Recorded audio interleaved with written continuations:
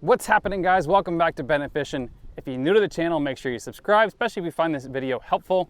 I just got the Garmin 93 SV and the LiveScope 34, or LVS 34, which is the LiveScope Plus, about 2 months ago, and I am just getting dialed in on it.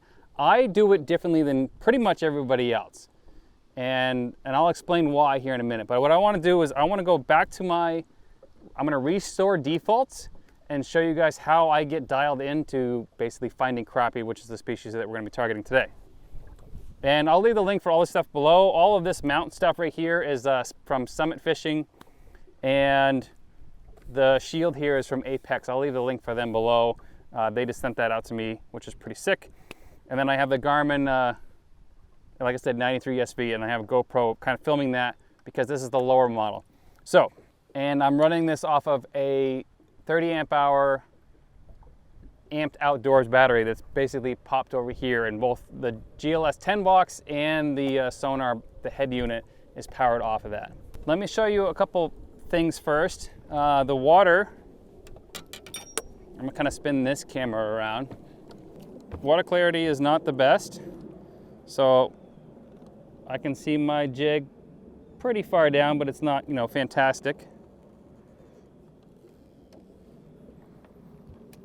And I'm going to show you the jig that I'm using. This is 10-pound fluoro.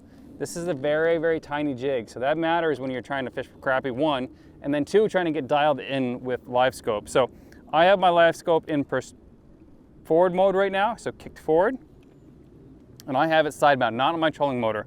And I like that because I can troll along and I can spin that thing however I want without hopping to the front of the boat. I can go pretty fast and do that and look for fish. So let's go to menu, sonar setup, and let me get back into, let's restore sonar defaults. Yes. So transducer is in down mode, and now it's just changed to forward mode. So the default for this transducer is to be in auto position, which is fine. I like to down jig, so most of my time I'm facing downwards. So let's go into LiveScope, and you can see how it's super clear, right? And I can't do much about the glare down there, and I'll try to go as quick as possible. So that's my default settings. Right now I'm in 17 feet of water. What I'm gonna do, which is different than everybody else, I'm gonna go into menu, sonar setup, appearance, color gain. I'm going to bump that like 95% and then hit done. First thing I do, go to menu, and I'm going to get gain. I'm going to basically put that up. And what I'm going to do for that, and I'm going to show you real quick. So there's a structure right here with a bunch of crappie on it already, which is good. And I'm going to turn that grid pattern off. Actually, I'll keep the grid pattern on for you guys just to give you guys a reference. But what I want to do is face this sonar where I know it is. And right now it's on auto everything except for the gain. And it's obviously blistering wind out. I'm going to drop this down. And this is not super crucial. I'm going to drop this down, hopefully not get eaten right away. That's my jig right there. Hopefully you guys can see that. You want to have that gain turned up just where you can see your jig. So I can see my jig right now. You can turn it down if you want. And this water's not bad, but see how I instantly lose that? And I haven't moved or anything like that. You want that gain turned up pretty fast. Now for other settings that I like, gain, sonar setup, noise rejection off.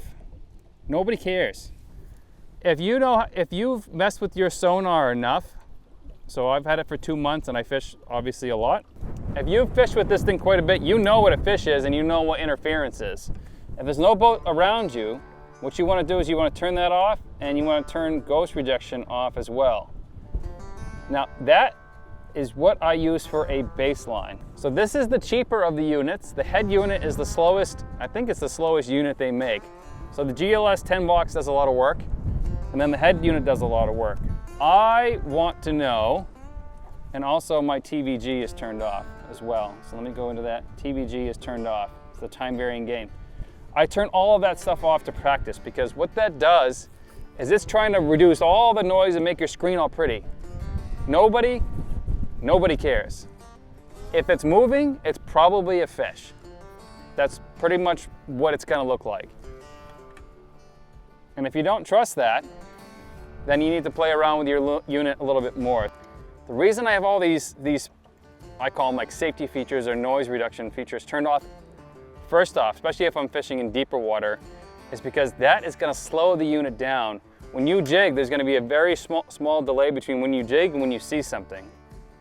So I'm gonna drop down right below me here and I'll show you what I mean. And I'll see if I can sync up the camera. So, bam, like almost no delay. Now let's go into sonar setup and let's turn noise rejection onto medium. Let's turn TVG onto medium. And let's turn ghost rejection on to auto. So I like my screen dirty. See my jig almost has completely disappeared. I gotta turn my gain back up again. I've completely lost my jig. See? Turn all that stuff off to mess with it, and then if you're getting dialed in with it, then start turning that stuff back on. Finally found my jig. See how much delay there is between my rod, my hand moving, and the jig? I mean, it's a fraction of a second, but that could be, if you don't have a sensitive rod, so this is a sensitive rod, this is the Shimano Expride. If you don't have a sensitive rod, you're expecting to see that bite, feel that bite, but it's delayed. You're gonna miss that fish. So turn that stuff off. So let's go back into sonar setup. Turn that off. I might keep that on low just because I know where my targets are. TVG off. Now I can see the whole water column. And then noise rejection. Let's turn it on low. And there are my crappie that are moving away from me. So let's pop off spot lock here. And let's see if I can chase them backwards. Now these fish are moving a little bit, 30 feet that way. And I can just line my handle up with that handle right there, and that's pointing me right in the right direction.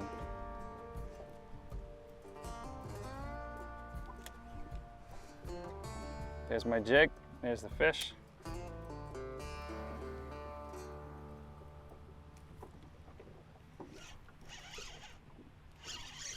Biggin.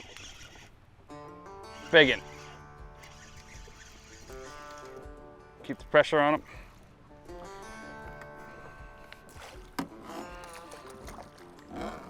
That's how you catch slob crappie on the 93 SV. Big old paper mouth right there. 14 and a halfer going back down. I'm not taking any fish home with me today, but it's going back down. And these baits and these jigs, so the plastic baits and these jigs are available on my website, which I'll leave the link for that below, of course. 30 feet that way.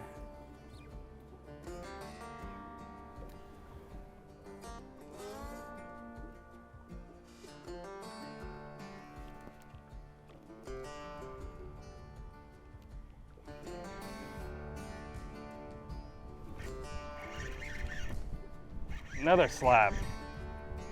Yes. Jig pops right out. There we go. Another big one going right back in. Right now they're right below me.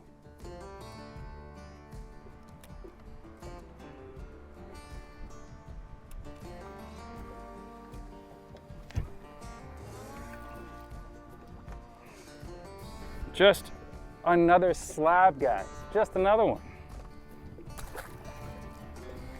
Yeet him right back in the water. So this noise that I'm seeing below me here, I'm pretty sure is a thermocline. So we have 15 feet, and below that, that is, I think, the thermocline of the lake. So let's go. Now they're 50 feet that way.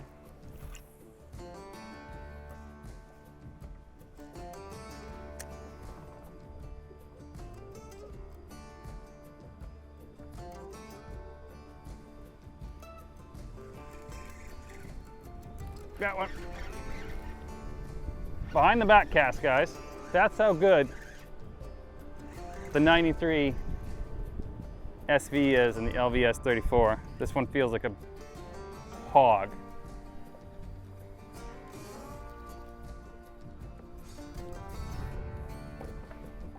An absolute hog. Yes, of course it is.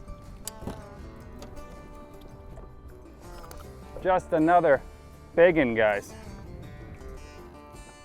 Another 14 and a half. All right, what I was trying to show you guys was there's a difference in temperature between the top of the lake and the bottom of the lake. So that being the thermocline, there is really no way to get rid of that besides bumping your gain down a lot. So they're 50 feet that way. I always keep my scale on, don't always keep my grid on. And with these size crappie, I want to keep away from them as much as possible. I want to just cast to them. Right now they're 15 feet. My boat's 14, so they're going to be right off my bow here. There's my jig going down.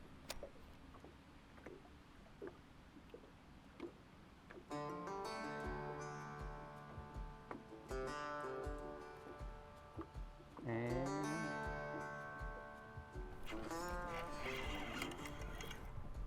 right next to the boat. Right next to the boat. Another absolute giant. Giant. They're all in the same year class, guys. 14 and a half, which is around 2 pounds-ish. I'm not gonna weigh them, put them back. But there's one at 25.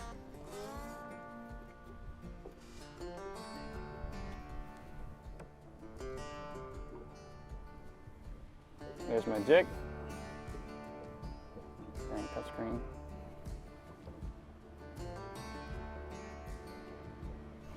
And there's a crappie. Jeez, guys. Best thing ever right there. Best thing ever. Now I'm gonna get close to these fish and I will clean the screen up, as everybody likes to call it. But you can clearly see that those hot spots are fish. And they're staying right in that cold water. I think the school has gotten a little too smart. All right, let's go find another school. So the advantages of having this down like this is I can pull off spot lock, start up the gas motor, make sure my ram mount is tight. I should be using a bigger size ram mount, that'd be nicer actually. And we're just putting around looking for fish.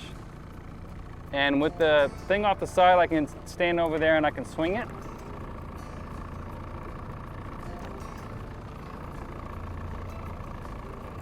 Or what I like to do is I'm being lazy. I can just zigzag the boat and that's gonna let me see, 60 feet left to right. And I can bump this out even more so I can see a little bit more. And those schools will still show up, especially in like 17 feet of water. We don't want to go too shallow because I don't think they'll be in that warmer water. So we're starting to lose that thermocline. I like the stock color palette. That's what I've always seen, that's what I've always used. Seems to work.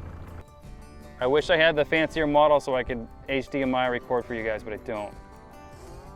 Like most of you guys, you want to get into the LiveScope game and you buy the cheapest one. So this was on sale for 600 bucks. And then the LiveScope part and stuff like that were 1,500 or something like that. Well worth it, in my opinion. Convince your significant other. All right, so let's clean this up a little bit since they're just chilling below me. So let's go to menu. Let's go to, let's hit auto and then we'll hit unauto. Sonar setup TVG, let's put it on low. Noise rejection, medium. Ghost on high. Yeah, bring it to auto. And they're all right below my trolling motor. How convenient.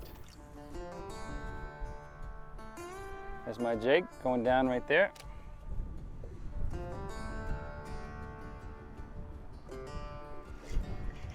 And 3, 2, 1, go.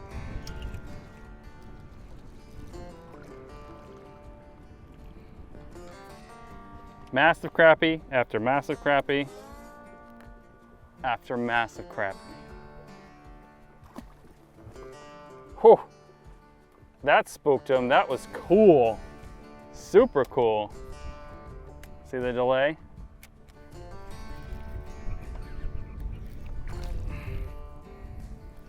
This is ridiculous fishing, guys. Ridiculous. So that TVG is nice, but let's turn TVG off. And now we know what we're staring at here. Let's try to cover the glare for you guys. Drop down. Can't even see my jig. Not that it matters. These are smaller ones. Oh, he finally took my plastic. But you see, every time you add one of those noise reduction or TVG, the color gain is like basically contrast. So I want to turn that up as much as possible, especially when you're using tiny jigs. You want to turn your gain up to where you can see your jig.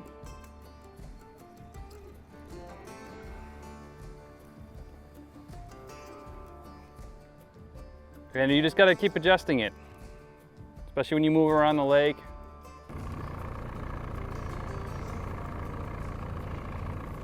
Look for some fish. Let's pump this back out again. And what that's going to do is just see everything as far as possible, so you don't spook fish. So sometimes I went to another lake recently, it was 30 feet deep. I've never seen crappie so spooky. Now they're off my bow because the wind keeps moving my boat.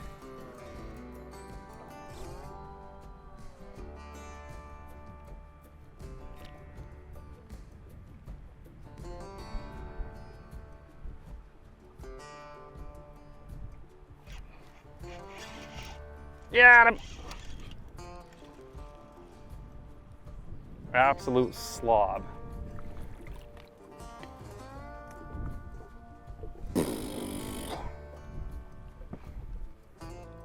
In there is my new PB. 15-incher. Going right back down. All right, guys and girls, thank you very, very much for watching. That's all the time we have for today. If you want to get your baits that you used in the video today, or if you find this video helpful, just like the video, comment below. Those are the settings I use. I use those settings because that makes the unit faster, and I want to see the exact moment that fish bites my jig. Thanks for watching.